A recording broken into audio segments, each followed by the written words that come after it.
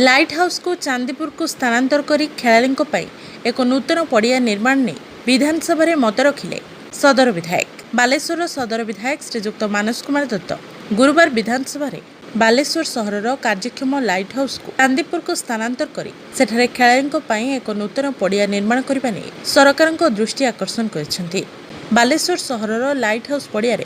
पाखापाखि 15 एकर ऊर्ध्व जमी अपव्यवहृत हो पड़ रही बेले कार्यक्षम लाइट हाउस को चांदीपुर को स्थानांतरण कर खेलाड़ी एक नूतन पड़िया निर्माण संपर्क में विधायक मत रखिले। एने सदर विधायक श्रीजुक्त दत्त गुरुवार दिन 3:30 सूचना देछन्ति।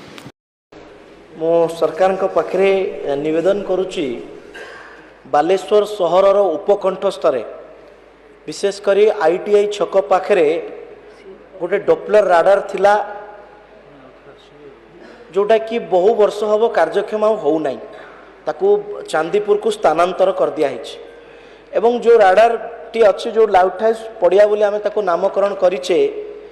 तार पाखापाखि 10 एकर पड़िया बालेश्वर रे जेहेतु जगार अभाव अच्छी जदि विभागीय अनुमति मिल जाता ताले से पड़िया को आम खेलाड़ी मानक उद्दिष्ट करिथांते। मु सेइथि पय आपनक माध्यम रे निवेदन करुछि